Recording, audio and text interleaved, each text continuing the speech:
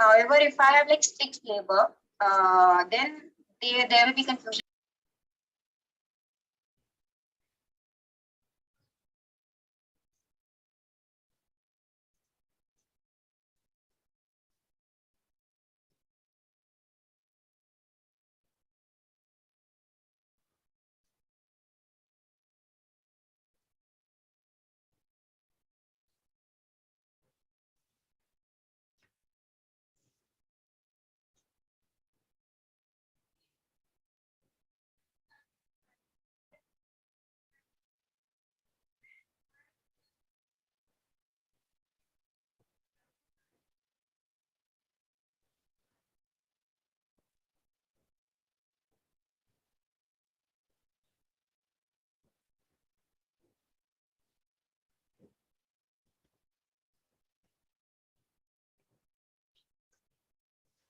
Good morning, everyone, and a very, very happy Teachers' Day to all of you, our future line workers. I'm very, very excited to be hosting today's show for all of you. As schools reopen, today's celebration is very special, right? It is a tribute to the strength, bravery, tenacity, and perseverance shown by each and every one of you. And by that, I mean our teachers, our academic coordinators, our principals, and most importantly, our school owners, who usually get missed when we talk about Teachers' Day. But of course, our school owners are also teachers, right? In the last 18 months have been really difficult for all of us. So today, let us take this time to celebrate the amazing work that all of us have done and pat ourselves on the back for an amazing work done. So we're going to have a really power-packed 1 hour today. We will have our beloved champion, Abhinav Bindra, who will be joining us in some time. We have a couple of announcements for all of you, which are very special. And rest assured, this will make it the best Teachers' Day possible for all of you. My name is Ullas Kumar, and I head the Academic Excellence team at LEAD. But more than that, I think my introduction today would be accurate if I say that I'm a teacher and I taught a group of 100 odd students, grade 2 and grade 8 in Pune. And this was about 10 years ago. But if I look back, that journey that I had, that time of teaching in the classroom is what keeps me going even till today. And that's the reason why I am at LEAD. And that's the reason why I look forward to this day more than anything, right? And this day is very special for me because one, I call my teachers and thank them for all the things that they've done for me. But what is also very nice and special is my students call me and thank me for what I've done for them. So if you think of it, I think I received something, and the biggest gift that I could have ever given was to give it to somebody else. And that is what all of you keep doing every day, day in and day out in your classrooms. And that's what makes all of you very, very special. And today is a great day for us to acknowledge all the work that you've done. So, all of you, in the last 3-4 days, you've been hearing about future line workers, right? We've heard of frontline workers, and especially in the COVID times, we've heard a lot of it. But who are future line workers, right? And to talk about this and to talk about the genesis of the future line workers, I have my teacher and also the co-founder and CEO of LEAD School, Sumit Mehta. Sumit, over to you. You're on mute, Sumit. Good morning, everyone, and happy Teachers' Day to everyone on the call. I know we are joined by thousands of teachers, school coordinators, principals, and school correspondents. It's my absolute privilege to wish you a happy Teachers' Day. Like Ullas, I myself am a teacher. In fact, my parents were teachers, so learning education seems to be in my blood. And today we are together to celebrate the indomitable spirit that all our teachers, our principals, our academic coordinators, and our school owners have shown. The last 15 months have been dark times, but you have kept the lamp of learning alive. And you've kept the lamp of learning alive for the future of India. And that's why we're calling all of you future line workers. Frontline workers were there to save lives. Future line workers were there to save the future. And I think both need acknowledgement. And before I talk a little bit more about future line workers, I just want to take a moment to acknowledge our teachers, our coordinators, our principals, and our owners for being amazing students themselves over the last 15 months. We teach our students these values, but I think what has been really heartening over the last 15 months is how we have demonstrated these values. We teach our students cause and effect, right? And who has been at the cause of ensuring learning continues? It's our teachers, it's our coordinators, it's our principals, it's our school owners. We talk about the value of integrity, keeping our word. We have been at the forefront of keeping our word, of keeping learning uninterrupted, not allowing any challenge that we faced, whether it was the lockdowns, whether it was the lack of internet, whether it was the lack of learning, but we just kept persisting and we ensured that we kept our word to our students that we will not let learning stop. We talk about growth mindset, that we can build our capability. And I'm just amazed at how all the teachers have shown growth mindset over the last year in learning new skills. A lot of us had not even done a video call before COVID hit, but now we are so adept at taking video classes. So I'm really proud of our teachers, and I think they deserve the biggest appreciation over the last 15 months, how they have demonstrated the values of being the cause of integrity, of growth mindset, and being great students themselves. And we all say that the best teacher is a great student herself and himself, and you have clearly demonstrated that. Over the last 15 months, while a lot of accolades have gone to frontline workers who are our doctors and nurses, and deservedly so, they have been at the forefront of saving lives and ensuring that people come back from the effect of COVID.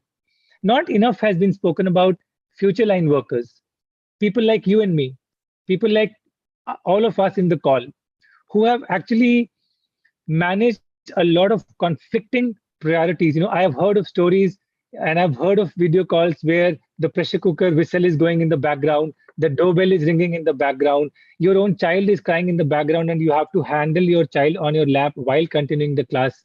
And there have been hundreds of stories of heroism from our teachers, from our coordinators, from our principals, and most importantly, from our school owners. Enough is not said about school owners who are actually mentors and teachers to our teachers. And I think today, on the occasion of Teachers' Day, we wanted to pay our respects, show our acknowledgement, and show our appreciation to all the future line workers. So without further ado, I'm going to show you a film which brings the school side of the story. And it's important that we bring the school side of the story because enough has been said in the media about how schools are only focused on fees, how schools are profit-making mercenaries. But I think it is time to bring the school side of the story on how many challenges, how many obstacles school owners faced, how they had to take their teachers along, how they had to enroll their parents, how they had to face obstacles, but they did not stop and they kept the lamp of learning alive. So without further ado, here's the film, Out of Syllabus.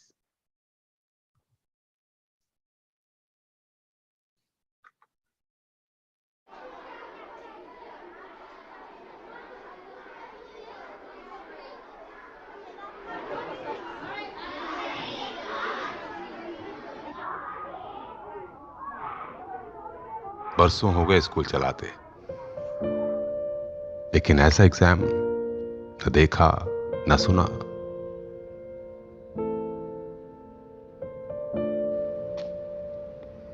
सब कुछ out of syllabus था। Sir phone से पढ़ा तो लेंगे, लेकिन phone रखेंगे कहां? हमारे यहां इंटरनेट कहां है सर? सर सैलरी मिल जाती तो। ऐसे कई सवाल बिना जवाब सामने आने लगे। दूसरी तरफ बच्चों के घर स्कूल बन चुके थे।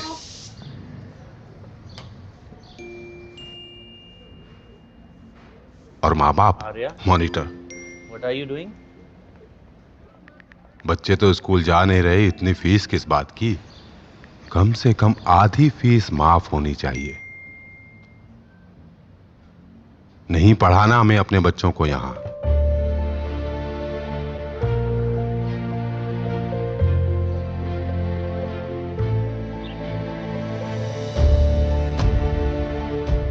ऐसे में स्कूल चलाना आसान न था। हमेशा एग्जाम लेने वाले को अब एग्जाम देना था।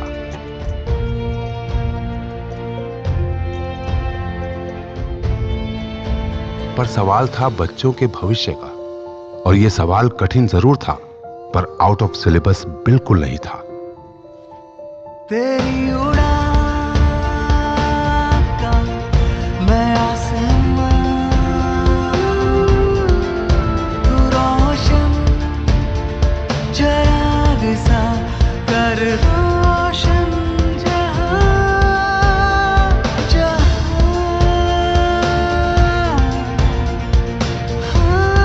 सर हमारे बच्चे यही पढ़ेंगे। Good morning, children. Good morning, sir. Good morning, sir. Good morning, sir. Good morning, sir. Good morning, sir.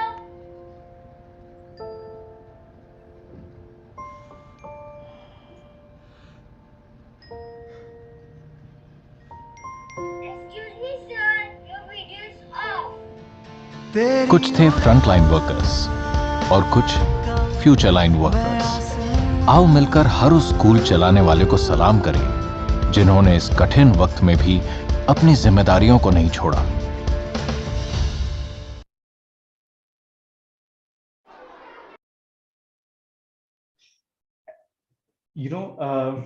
Dear teachers and school owners and everyone on this call, I must have seen this video at least about 20-30 times, and every time I watch it, there is a lump in my throat, because I think it is a great representation of what we've gone through, in the last 15 to 18 months. So this is a dedication to all of you, our future line workers.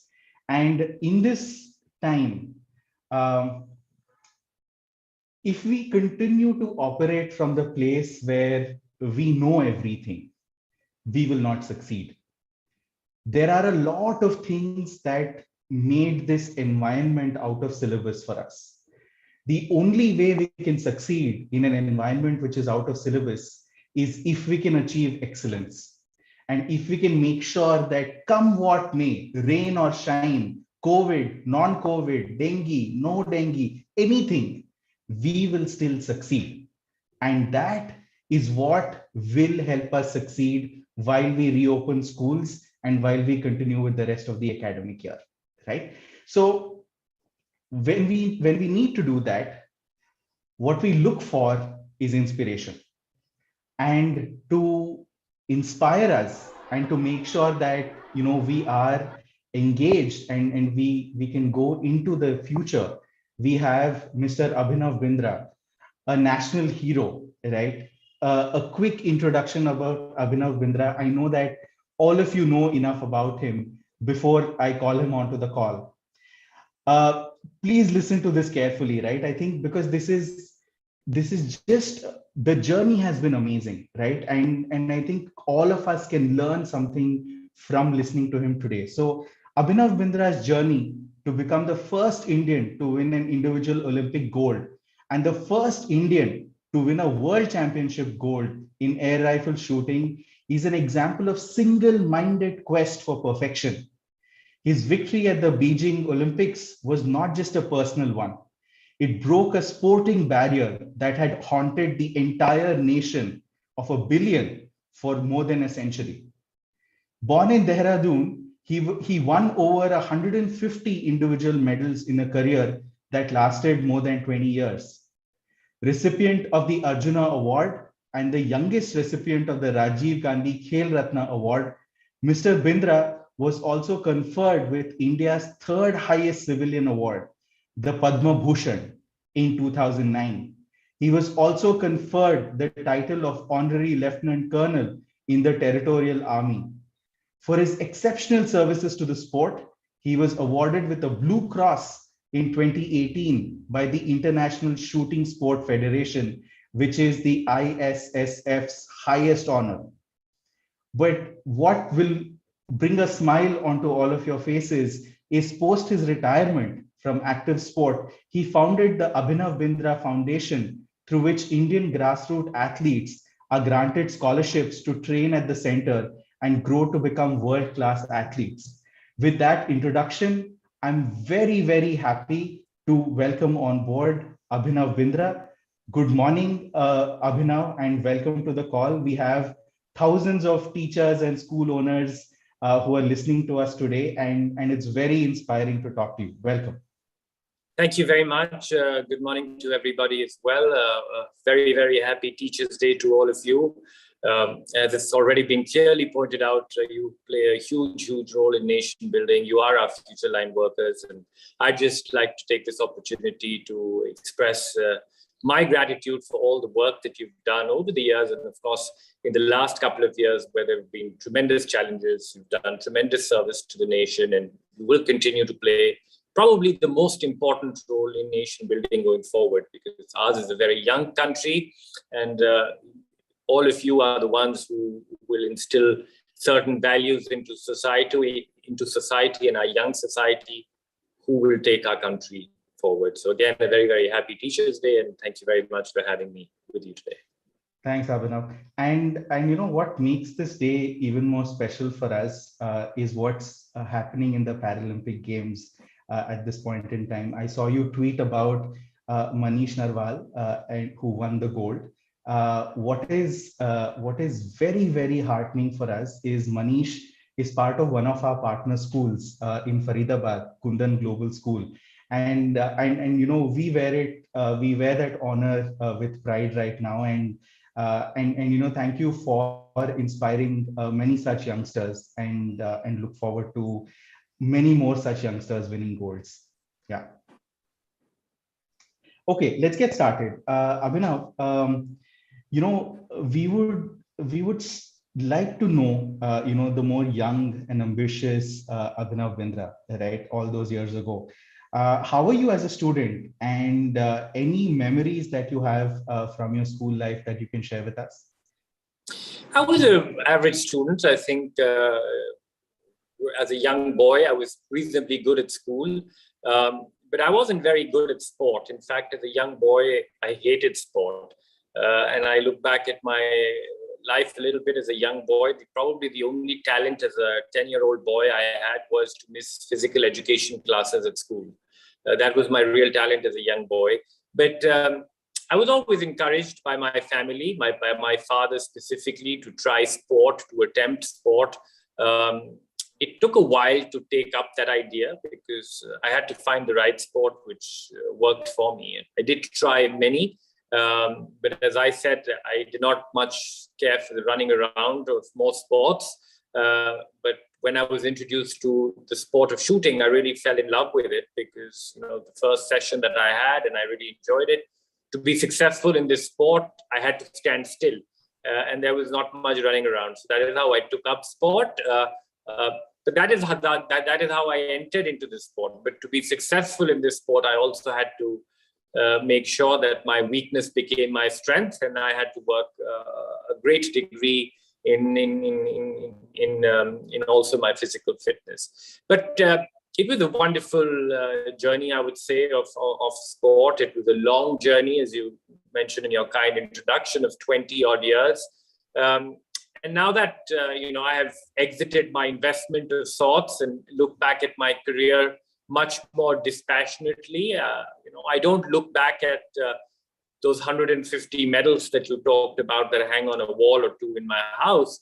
I look back at my life, at the relationships that I was able to build, and what sort of a person I became in the process of winning that gold medal. That to me is probably the most endearing and the most important factor of my past. The values that I learned on the field of play were tremendous. The life skills and that I learned from just playing sport helps me in every sphere of life. And those are the learnings which will remain eternal and will stay. Those values will remain with me in whatever I do for the rest of my life. Wonderful. Thanks, Abhinav. And while you say that, I'm sure there are certain teachers and coaches that helped you in your journey, right? Would you want to share or talk about someone with all of us? Yes, there were many people who influenced my life. I had many coaches along the way. Of course, the role of my first coach was an amazing role that he played, Colonel Dillon, who I went to and started shooting under a mango tree. He was the one who encouraged me and encouraged a reluctant athlete to take up sport. So his role was something which was tremendous, how he encouraged me, how he tempted me with fame, and how he encouraged me to work hard. I think that the qualities of work ethic were really born out of my interactions with him. And that was a very, very important relationship that I had. Going forward, I had several coaches in Germany, a couple, Heinz Reinkemeyer and Gabby Buhlmann, who became really an extended family to me. I had a wonderful relationship with them. We were on the same wavelength, and it was always a lot of fun. It was a lot of hard work, but it was also a lot of fun being around them. And that was something which I always look back fondly. But I would also like to talk about one relationship, which was a very valuable relationship, but it was a relationship which involved a lot of conflict. It was a relationship with one of my coaches, Uwe. He was somebody who was by far my fiercest critic that I've ever had in my life. He always kept telling me things that I did not want to hear. And that obviously meant that there was always conflict in the relationship. But after a while, when things cooled down to a certain degree, I started to see things from his lens. I started to think from his perspective a little bit as well.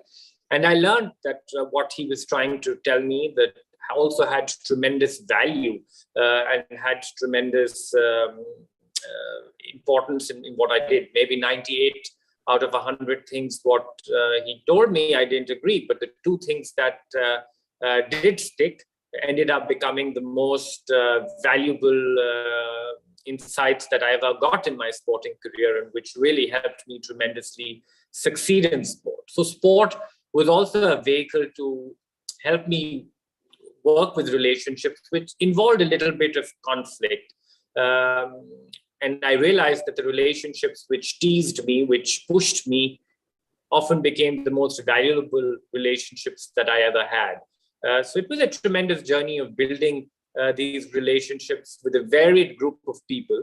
But one thing which also remained very common in all my relationships was the encouragement that all my coaches, all my teachers always gave me. There were many days in my sporting career where I felt hopeless, but my teachers, my coaches, and my support team continued to always see tremendous hope in me, even on days when I felt hopeless. And that was something very, very special. As an individual, I was somebody who always struggled with belief, having self-belief, but it was all these people who had tremendous belief and who created an environment of tremendous positivity and created a psychologically safe environment for me to practice my sport in, for me to fail in my sport as well, which was tremendously important. And I think these relationships were all very, very special. I don't practice sport anymore, but I continue to interact with all these people and talk about even the little things in life. I'm glad you brought up conflict, right? Because I think for a lot of us, if you think back about one teacher who changed your life, most often it's the happy moments that come to mind. But if you reflect on that teacher who taught you a lesson, it's the conflict, it's the tough moments that actually teach you a lesson. So thank you so much for bringing that up. And also to the audience, and we have a few thousand teachers and school owners and principals on the call. Please ask your questions on chat, and I'll be very happy to ask Abhinav your questions. So please go into the chat window and ask your questions. So Abhinav, while we are on that, you're addressing the future line workers like we spoke about. Would love to know your thoughts around their role and the importance that they play in building the future of our country, all our students.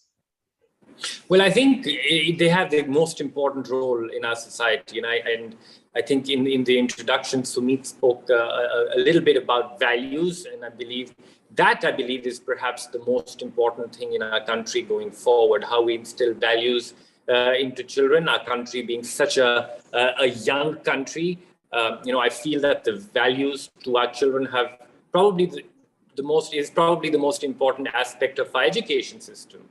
These values will shape their future in our society and in return our country's future. As an Olympian, I learned these values through Olympism, to have friendship, to have respect, to have excellence. These values helped me as an athlete, as an ambassador of sport, as an individual. These values are equally important for everyone, for a quality of life, for employability, for sustainable livelihood, and possibly in all spheres of life. We need to build champions for life who stay strong, who stay resilient, who stay respectful in every situation that life throws them. These values have to be looked beyond, a subject to a concept, integrated perhaps in all subjects in education. To experience those, sport, I believe, can be a very powerful tool. So through sports, various situations perhaps can be simulated in a meaningful way. Even in my career, I talked about the relationships with my family, with my coaching staff, and the relationships of friendship and respect that I built. On this Teachers' Day, with all our nation builders, I want all of you to take these values to your own teaching areas and interests. I can share a few areas to start. Why can't we have more stories around the values in our language subjects, for example, to help children reflect? A math question of division equally can be used for teaching and friendship and sharing. Geography can help build friendships with nature and respect for utilization of natural resources. History, for example, can be used to bring forth stories of friendship, excellence, and respect. Science can be used to teach excellence, to improve our knowledge in the everyday, and respectfully using for the right purposes. All of you teachers will have much more knowledge and ideas than me, but I do believe that this is an aspect, this is an element which we must look into more deeply. And there are no better ambassadors than all of you to really take this forward. But I think it has a tremendous role to play in nation building going forward. Thanks, Abhinav. Glad that you brought up the topic about values, right? Because I think there is one thing that we hold at the core of what we do here at LEAD. We create lesson plans that teachers use to teach in classrooms.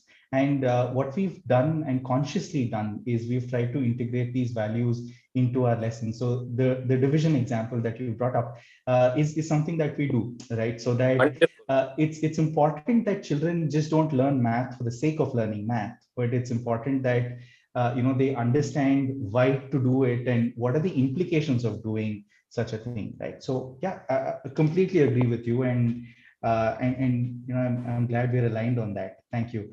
Abhinav, turning, switching hats and gears, right?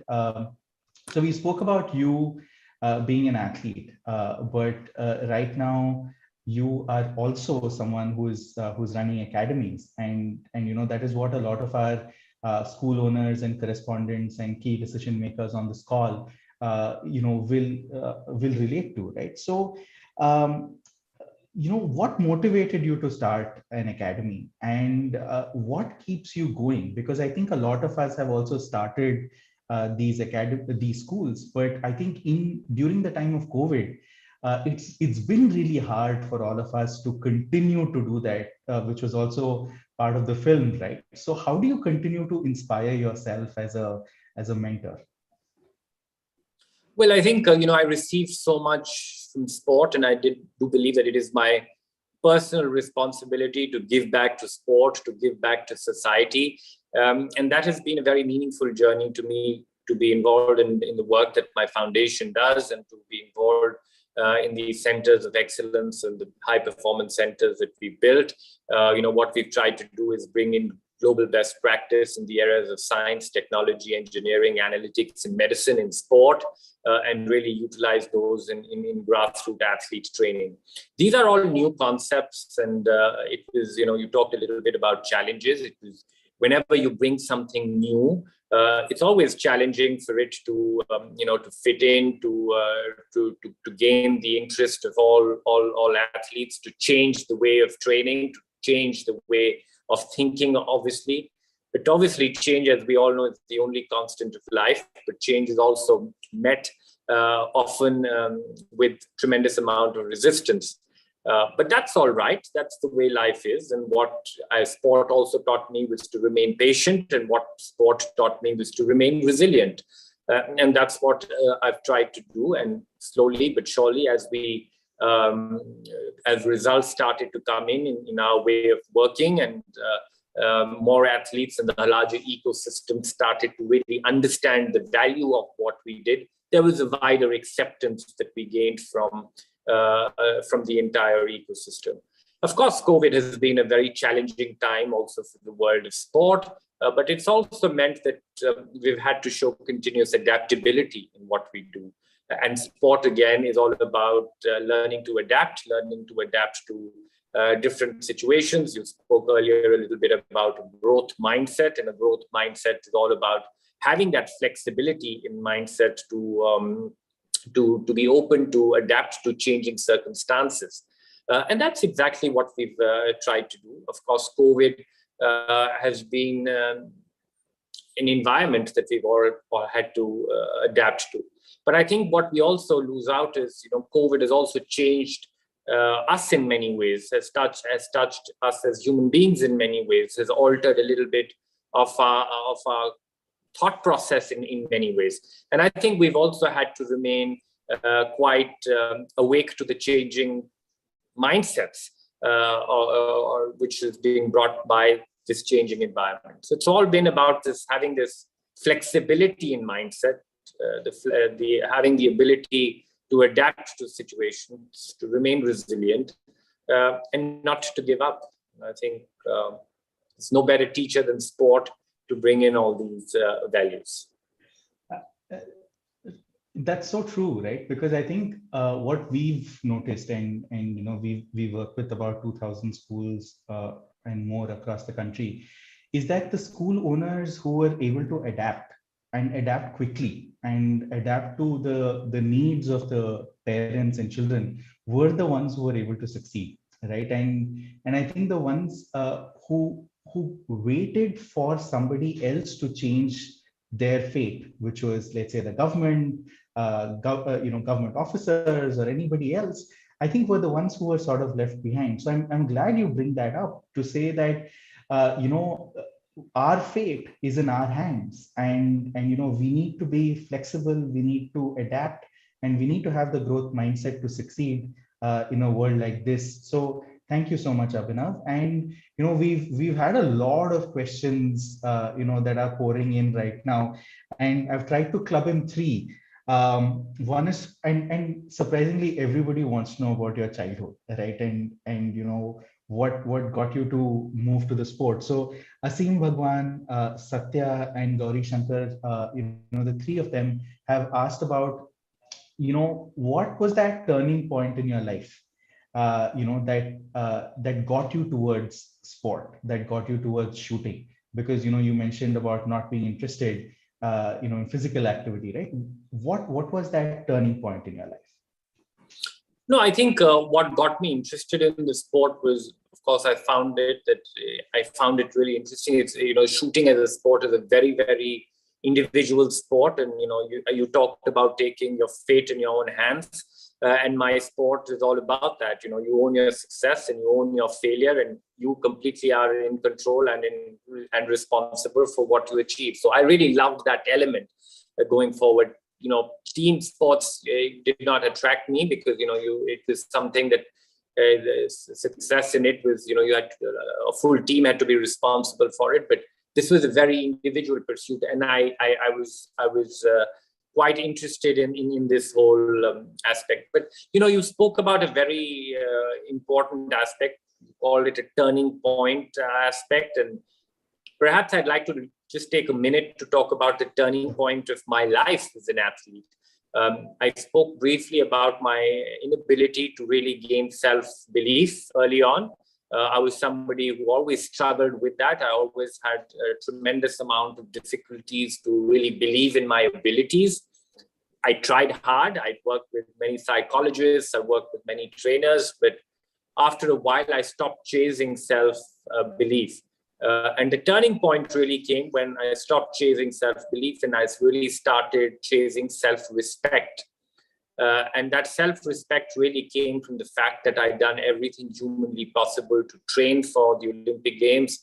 I had done everything humanly possibly to become a better athlete every single day. The Olympics came once in 4 years, but for me, they were really every day. And really, when I looked myself in the mirror at the end of the training session or before going to the Olympic Games, and I looked myself and asked myself, have I done everything possibly to put my best foot forward? And the answer was yes. And there I had my self-respect.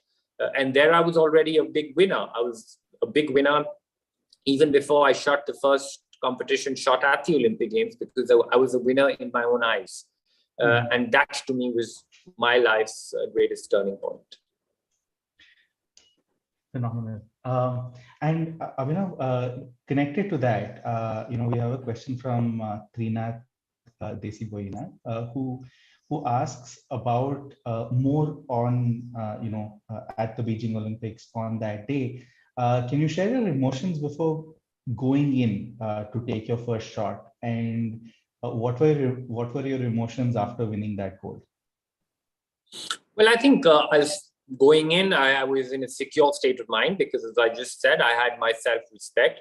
But of course, there was a certain amount of nervousness. There was a certain amount of anxiety. I remember having a sleepless night going into my Olympic competition in Beijing, but that was all right because I'd already simulated shooting in several earlier competitions as part of my training to go without sleep into competition. So it was all about being completely prepared for every situation. At the end of it, of course, it was the thrill of my life to win. But I went also into Beijing in a state of mind where I was very detached from outcomes. I was somebody who was totally focused on the process. So it didn't really matter to me if I had won or not. What the most important thing for me was that I had done my best, and I had done my best every single shot. We had 60 shots in qualification and an additional 10 in the final. So my goal was to be my best on every 70 of those shots. And I was able to do that. So there was a tremendous amount of thrill to be able to do that. But of course, when I recognized that I had won, I was very, very happy. But more than anything, there was a tremendous emotion of relief because there was a tremendous amount of time and energy spent for 15 years. This was my dream. I would go to bed with this dream of winning a gold medal at the Olympics, and I would wake up every morning trying to put my best foot forward in order to achieve this dream. So that was my life, and so there was a lot of relief which I felt. And of course, it was a thrill. It was a tremendous amount of happiness. But that was happiness not just for that moment. That moment is an outcome.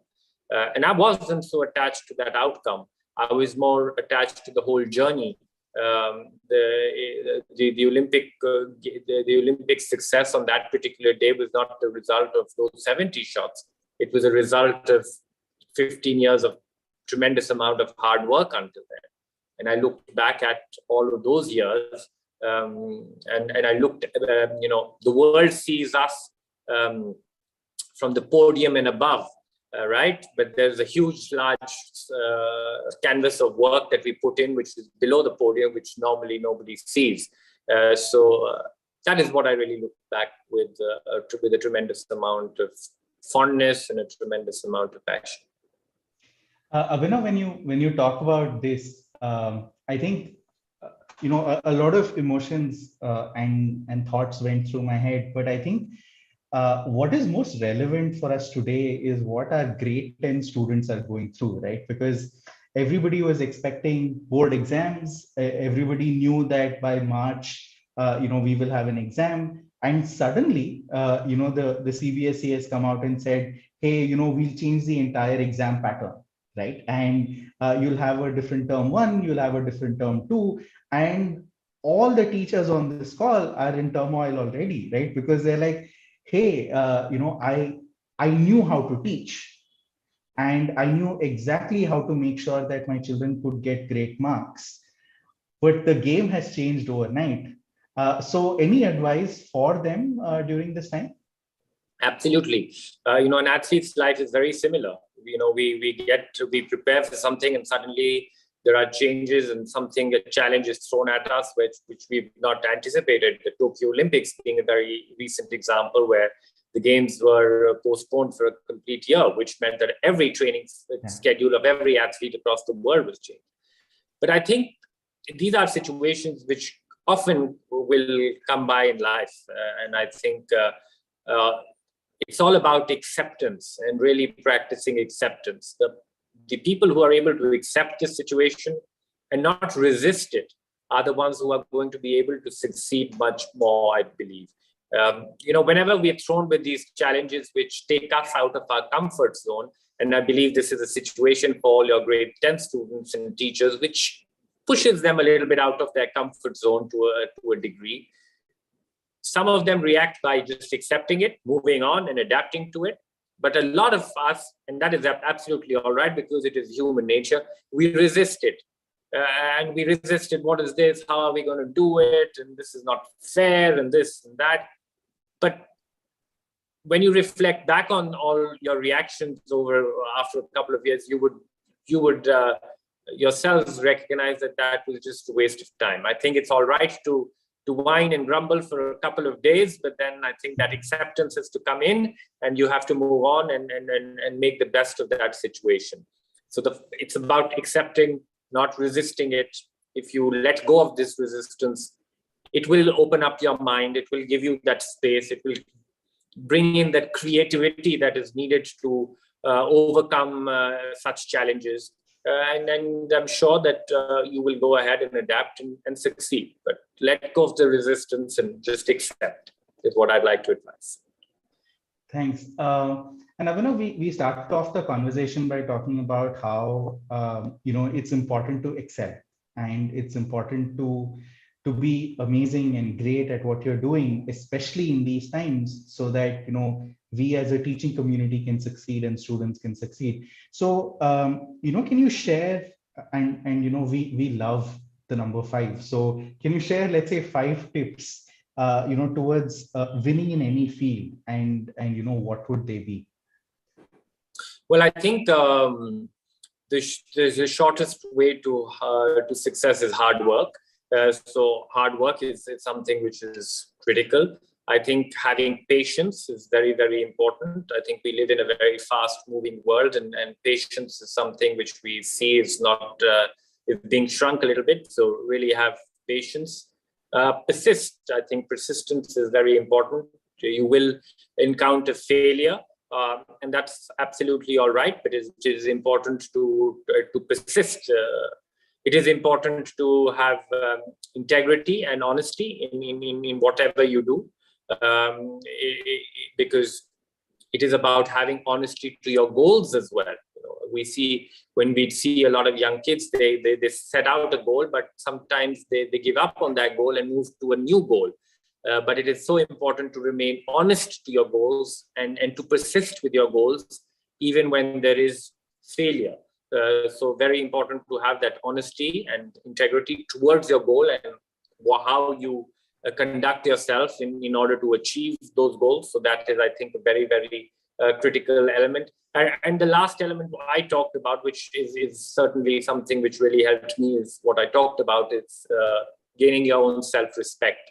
I think is so very important in all what you do in life. At the end of the day, I believe that is something which is absolutely critical. Success is fine, But success is sometimes just an outcome.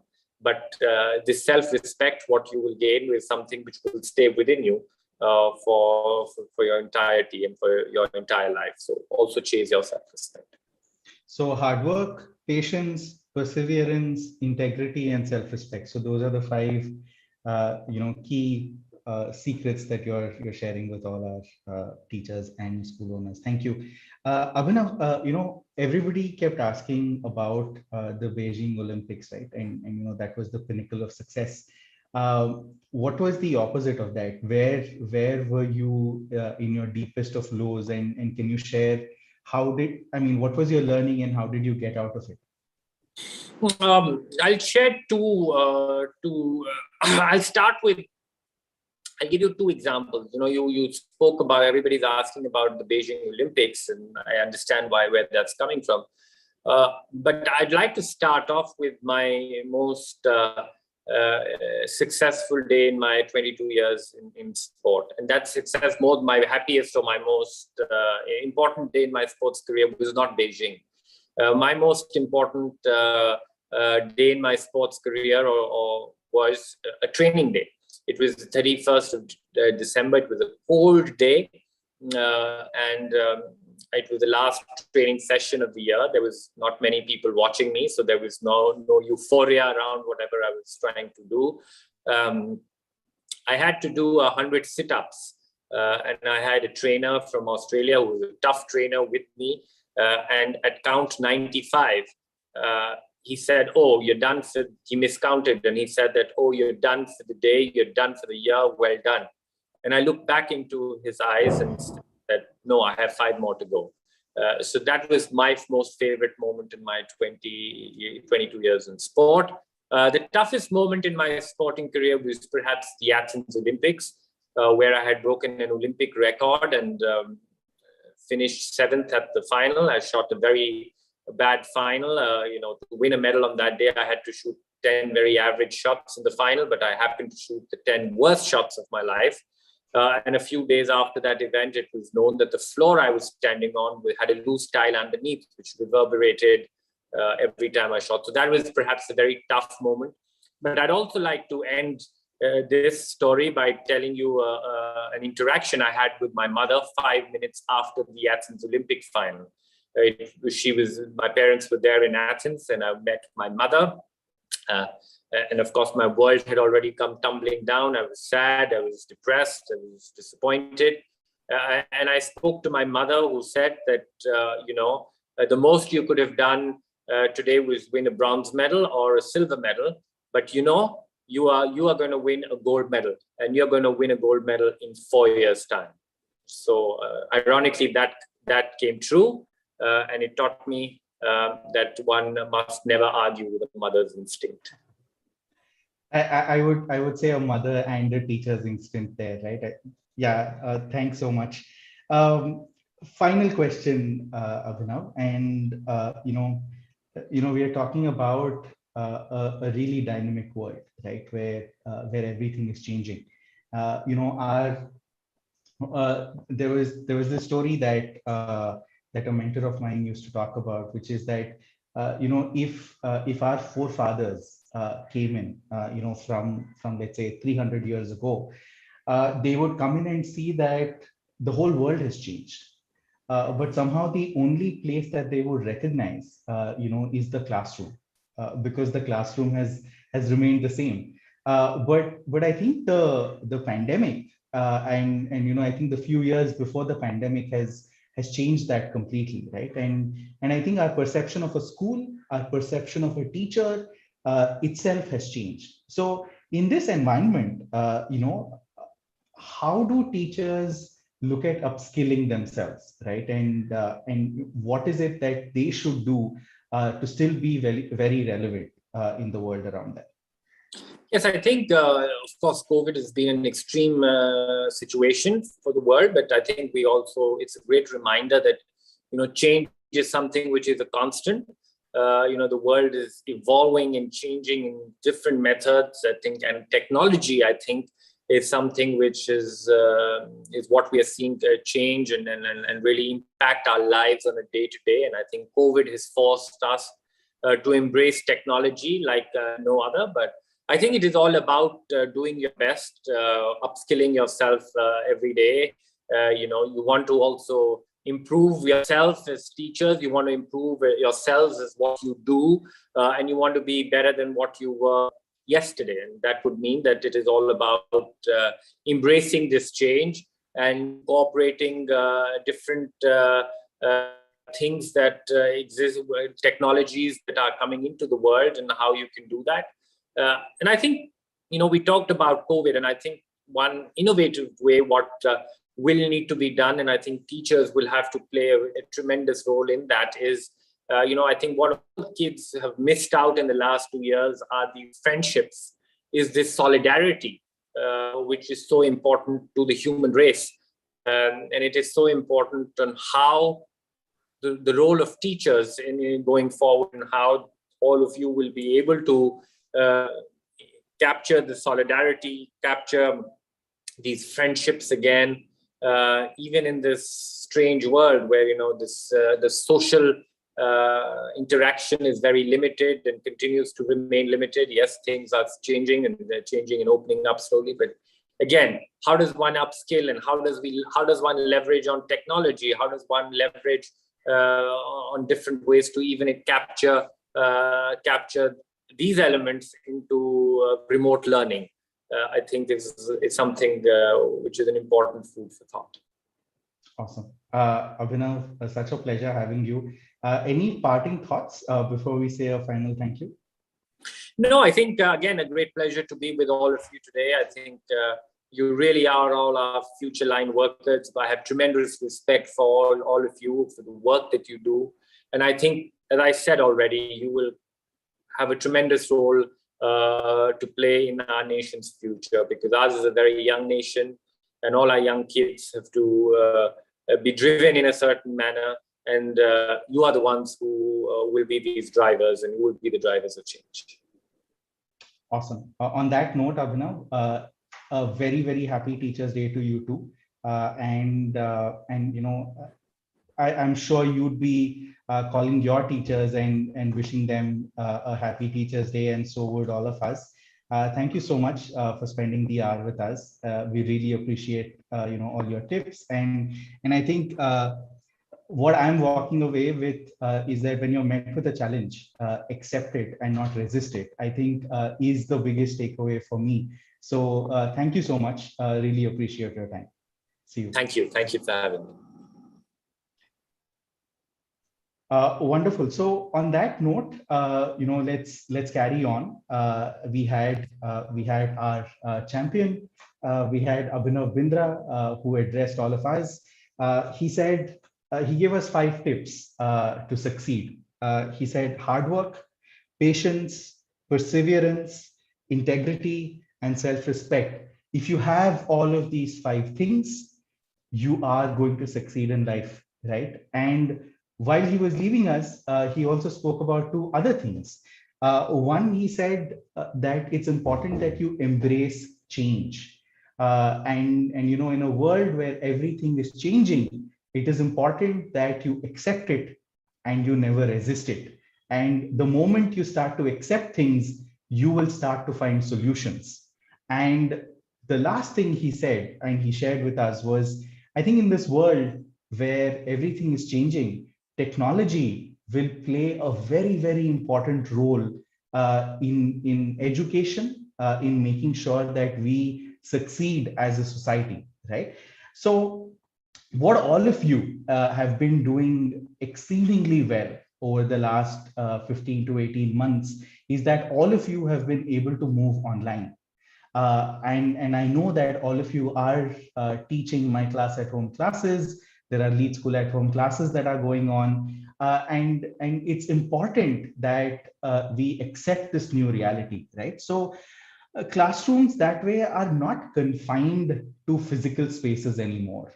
And that's what all of us know, because this Zoom call is a classroom for us today, where we had our teacher Abhinav Bindra talk to us. So why should teacher training be left behind?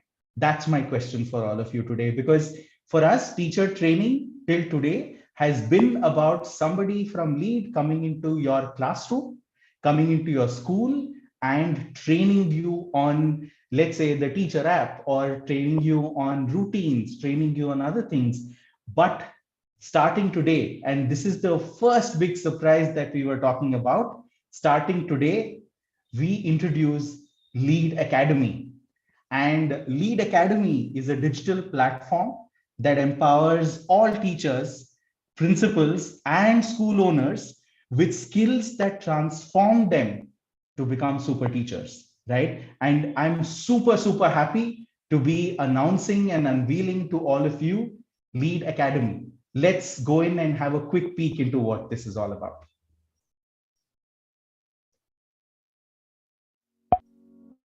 Remember when you were kids? Are kids today any different? Books have become tablets, blackboards have become smart boards, and learning isn't the same as mugging up courses. With the changing habits of these kids, schools have also evolved. At Lead, we ensure that our teachers are upskilled at their own pace to deliver best-in-class education in the school. Introducing Lead Academy, a dedicated platform that empowers teachers with skills to transform them into super teachers. Training on digital and latest teaching skills, flexible learning environment with 24/7 access to a pool of learning resources, Lead Academy certification on successful course completion that makes you a part of India's largest super teacher network powered by Lead. Start your journey to becoming a super teacher today. Wonderful. So, until today, we said that teachers can get trained on the tab using the teacher resources and other resources and the lesson plans that we have on the tab. The other form of training that we were providing was people from the excellence team, the academic excellence managers, would come into your schools and train you during the teacher development workshops or the TDWs. But going forward, you will have the teacher tab, you will have people from Lead coming in, but most importantly, you will also have Lead Academy, your 24/7 guide. It will be a platform on which you can get trained anytime you choose. And guess what? You will get certificates at the end of it so that you can prove that you've learned it and learned it really well, right? So let's go in a little bit and look at the Lead Academy itself. So how do you access it? What do you do, etc.? Let's watch a quick video. The way children today learn has evolved, and so should the way of teaching. Introducing Lead Academy, a dedicated platform that empowers teachers with skills to transform them into super teachers. Log in to the Teacher mobile app and visit the Lead Academy section. On the home page, the teachers can explore different courses, attend a webinar, earn certifications, and much more. Under My Courses, the teacher can view all the courses available. Every course has multiple modules where teachers go through training resources. The bar helps keep track of the teacher's progress. Each course completion helps the teacher earn a certificate. Training resources are in the form of videos and documents. Teachers can go through these at their own pace and convenience. Post completing the video, teachers take the module quiz. On completing the entire course, the teacher is awarded a certificate. A teacher can find all the upcoming courses and webinar details in the calendar. Teachers can also post questions on the courses.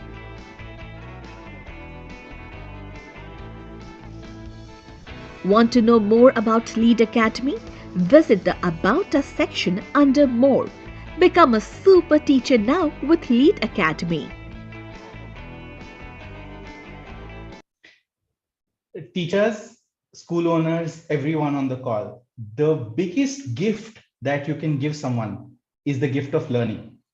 And this is the gift that we are giving you this Teachers' Day, Lead Academy. And I am super, super excited to be opening this up to all of you. And I'm looking forward to more and more teachers taking up courses, getting certified today, right? Very, very excited about this. If you want to know more, please go into the Teacher mobile app and you will get to know more. If you want to talk to us, of course, you can reach out to us. You can reach out to your academic excellence manager who will be in a position, or your key accounts manager who will be in a position to talk to you and support you with what you can do for Lead Academy. Very, very excited. And this, to me, is the biggest gift that we could have given to all teachers on this day. So congratulations, all teachers. And I'm really looking forward to all of you learning well, and becoming super teachers.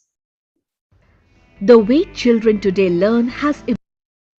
So with this, we come to our second big surprise of today's session. So the first one was Lead Academy itself, which is going to be a platform that we provide to all of you to ensure that you continue to learn and continue to progress, especially in this world, which is changing rapidly every single day. So to acknowledge the change and to acknowledge the amazing work that some of you are doing and some of the leaders and teachers are doing right now, we are bringing to you the Super Teacher Awards. And the Super Teacher Awards is the second big surprise of this webinar for all of you. So let's go ahead and see what is the Super Teacher Award. At LEAD, we are always on the lookout for exceptional teachers. Teachers who have fully adopted technology for a deeper engagement with students. Come to class with high preparedness, use a multimodal curriculum in classrooms, and consistently deliver high student outcomes. In short, super teachers. Presenting LEAD Super Teacher Contest, which comprises of a monthly award, Rockstar Teacher of the Month, and an annual award, LEAD Super Teacher of the Year. LEAD Rockstar Teacher of the Month. Every month, LEAD will reward up to 5 teachers who have gone an extra mile as an educator. You can nominate yourself or a teacher from your school by filling out the nomination form with reasons to support your choice of nominee. Our team will evaluate your entries and the chosen few will be rewarded LEAD hampers. Plus, they'll get featured on LEAD's social media handles and the LEAD Gazette. LEAD Super Teacher of the Year. Every year, LEAD will reward 10 super teachers. Only those having high assessment levels in LEAD Academy and high student performance are eligible for these awards. The selection is done after reviewing multiple parameters, and the winners will not only be rewarded LEAD Super Teacher Trophy and Hamper, but they will also get featured on various mediums. And the best part, you get invited to an all-expenses-paid learning event, LEAD Super Teacher Symposium. So let's celebrate the tremendous efforts of super teachers and set the bar high for other educators in the LEAD-powered schools. Are you ready to become a super teacher? Start with your journey on LEAD Academy today. Teachers, this is super exciting. So we are talking about the Super Teacher Symposium. We are talking about the Rockstar Teacher of the Month, and we are talking about the Super Teacher of the Year. And I am super, super excited to be announcing the awards, this year. And I'm really looking forward to all of you doing well, teaching well, ensuring that your students are learning well. The criteria for the competition will be shared with all of you on your school groups in the next week or so. And I'm really looking forward to the top 10 teachers qualifying and joining us for the Super Teacher Symposium. Yeah. So at LEAD, we are always on. So dear teachers and school owners and principals, so let's take a moment to step back. Right. So what did we say? We said that there are There is, of course, the Lead Academy that we are introducing to all of you. There is the Super Teacher Award that we are bringing to you right now. And the Super Teacher Award will have two parts to it. It will have the Rockstar Teacher of the Month, which is a monthly award, 5 winners every single month that we will award. And we will have the final Super Teacher Award, which will be for 10 teachers across the country who will be called in for the Super Teacher Symposium. So what we did was we took a head start on the Rockstar Teacher of the Month. So if all of you have been reading our Lead Gazette and have been on the Teacher mobile app, you would have seen that we have already started recognizing the Rockstar Teacher of the Month, because over the last few months, the nomination forms have gone out. We have some amazing teachers that have been nominated by their school leaders. And on this day, and on Teachers' Day, which is today, we want to really acknowledge them for the amazing work that they've done. So I have 4 teachers that I want to call out today and acknowledge for amazing work that they've done. The first person is Priya Dorairaj. Ma'am, congratulations. She's from National Nursery and Primary School, Tamil Nadu. Phenomenal work that she's been doing, and she's been nominated by her school. The second person, the Rockstar Teacher of the Month, is Shivani Gupta from Learning Temple English Medium High School in Jammu and Kashmir. Again, great work. Continue to do the amazing work and continue to inspire all of us. The third teacher is A. Sophia Devi from Manipur Creative School, Imphal. Ma'am, thank you so much for all the work that you've been putting in and your leadership and the way you've pushed your school go forward. Congratulations, your school has nominated you, and congratulations for the award. And the last person is Ashrafi ma'am from Eminent English School, Nashik. Congratulations, ma'am. Phenomenal work, especially in Nashik, coming up and doing some amazing work. In the last 21 years of experience in teaching, you've supported your students and you've supported the school as the vice principal. So congratulations on the amazing work and continue to rock on. Yeah. So these are the 4 teachers that we wanted to acknowledge for the amazing work that they have done. And I'm really looking forward to many, many more Rockstar Teachers of the Month that we can announce every single month. Plus, and I'm looking forward to the 10 top teachers that we will have at the end of the year who will join us at the Lead Super Teacher Symposium. Really looking forward to it. And please take away this gift of learning that we are sharing with all of you, which is the Lead Academy. On that note, I want to quickly recap what Abhinav shared with all of us. So he shared 5 tips for us to succeed: hard work, patience, perseverance, integrity, self-respect. If you have these 5 traits, you will succeed in life. And while you're doing that, please make sure that you don't resist any change.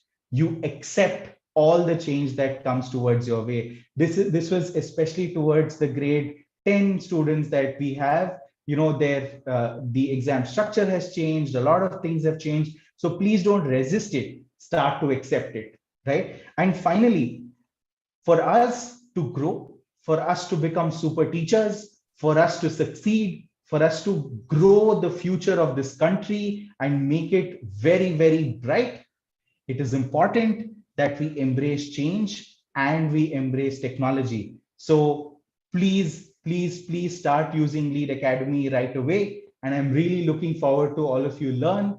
And most importantly, today is Teachers' Day. So don't forget to call your teacher and thank them for shaping your life.